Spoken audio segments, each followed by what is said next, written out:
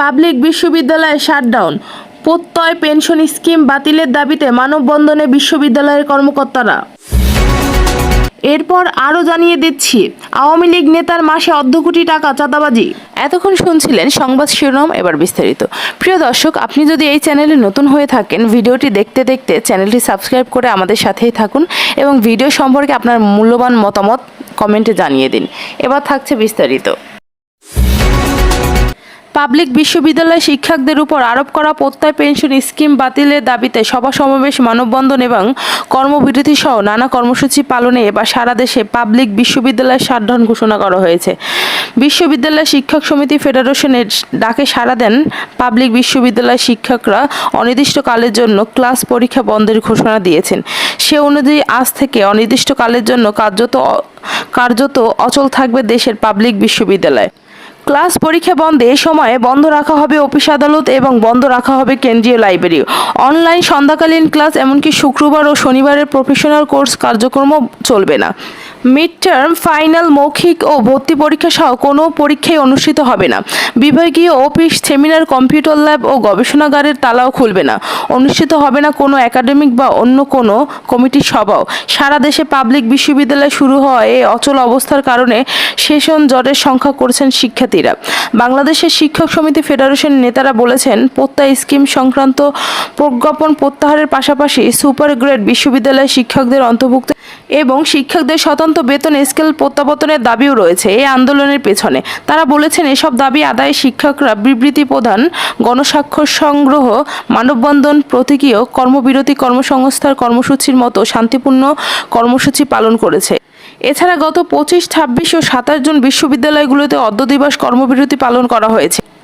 গতকাল পূর্ণ দিবস কর্মবিরতি পালন করেছে শিক্ষকরা। এরপরও শিক্ষকদের দাবি আদায়ে কোনো কর্ণপাত করতে দেখা যায়নি সরকারকে, তাই বাধ্য হয়ে বিশ্ববিদ্যালয় শাটডাউনের মতো কঠোর কর্মসূচি দিতে বাধ্য হয়েছে।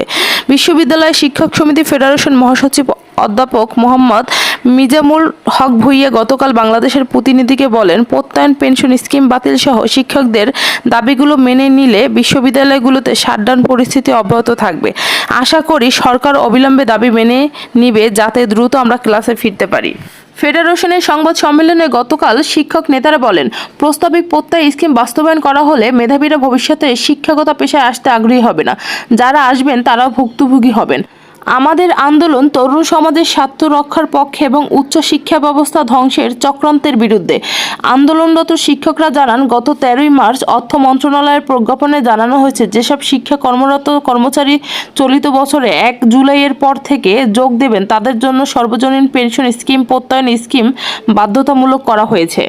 তাদের ক্ষেত্রে ওই প্রতিষ্ঠান বা সংস্থার জন্য বিদ্যমান অবসর সুবিধা সংক্রান্ত বিধিবিধান প্রযোজ্য হবে না। শিক্ষকদের অভিযোগ, বিশ্ববিদ্যালয় শিক্ষকদের জন্য যে প্রত্যয়ন স্কিম আরোপ করা হয়েছে তা তাদের পারিবারিক সুরক্ষা নষ্ট করবে। এই প্রত্যয় স্কিমের ফলে মেধাবীরা আর শিক্ষাগত পেশায় আসতে আগ্রহী হবে না। তাই সর্বজনীন পেনশন স্কিম বাতিলের দাবিতে রাস্তায় নেমেছে শিক্ষকরা। বিশ্ববিদ্যালয় শিক্ষকরা বলেছেন, প্রত্যয় স্কিমে মূল বেতন থেকে 10% অর্থ কেটে নেওয়া হবে, যা আগে কাটা হতো না। বর্তমানে পেনশনরা ও নমিনি আজীবন পেনশন প্রাপ্ত হন, কিন্তু নতুন এই স্কিমে পেনশনরা 75 বছর পর্যন্ত পেনশন পাবে।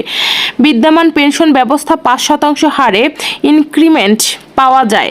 সর্বজনীন পেনশন ব্যবস্থা সেটিও সুস্পষ্ট করা হয়নি। দেশের বিশ্ববিদ্যালয়গুলোতে শিক্ষকদের চাকরির মেয়াদকাল 65 থেকে 60 বছর করা হয়েছে। মাসিক চিকিৎসা ভাতা, উৎসব ভাতা, বৈশাখী ভাতা ও নতুন প্রত্যয়ন স্কিমে প্রদান করা হবে না বলে জানা গেছে। ঢাকা বিশ্ববিদ্যালয়ের শিক্ষক সমিতির সভাপতি অধ্যাপক ডক্টর নিজামুল হক ভূঁইয়া বলেছেন, দাবি আদায়ে শুধু ঢাকা বিশ্ববিদ্যালয় নয়, আজ থেকে কোনো বিশ্ববিদ্যালয় শিক্ষক ক্লাসে যাবেন না, কোনো দপ্তরই কাজে অংশ নেবে না। আমাদের উপর চাপিয়ে দেওয়া এই প্রত্যয় স্কিম বাতিল না করা পর্যন্ত আন্দোলন চালিয়ে যাব। মানিকগঞ্জের পরিবহন খাত থেকে প্রতি মাসে অর্ধ কোটি টাকা চাঁদা উত্তোলন করা হচ্ছে। প্রতিদিন 5 শতাধিক পরিবহন থেকে তোলা হচ্ছে চাঁদা। আর এসব চাঁদাবাজি সিন্ডিকেট গড়ে তুলছে পৌর আওয়ামী লীগের সাধারণ সম্পাদক জহিদুল ইসলাম। নিজের ভাই ভাতিজাদের দিয়ে বিশাল একটি চাঁদাবাজি সিন্ডিকেট গড়ে তুলে বিভিন্ন পরিবহন থেকে প্রতিদিন মানিকগঞ্জ বাস স্ট্যান্ড থেকে প্রায় 1.5 লাখ টাকা চাঁদা তুলছে আওয়ামী লীগের এই প্রভাবশালী নেতা।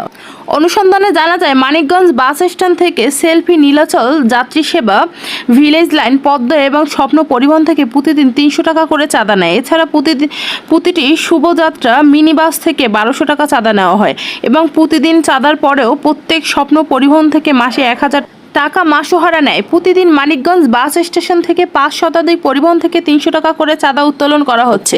40 টাকা জিপি নেওয়ার কথা থাকলেও দীর্ঘদিন ধরে পরিবহন মালিকদের জিম্মি করে 300 টাকা চাঁদা নিলেও নজরদারি নেই স্থানীয় প্রশাসনের। জিপি 300 টাকা ছাড়াও পরিবহন মালিকদের অতিরিক্ত আরও 50 টাকা পৌর টার্মিনাল পার্কিংয়ের চার্জের জন্য দিতে হয়। শুভযাত্রা মিনি বাসের একাধিক চালক বলেন, বাস স্টেশন গাড়ির চাকা ঘোরার আগেই নেতাদের 1200 টাকা চাঁদা দিতে হয়। গুলিস্থানে দিতে হয় 1000 টাকা। সব মিলিয়ে প্রতিদিন 2500 টাকা রোডে চাঁদা দিতে হচ্ছে।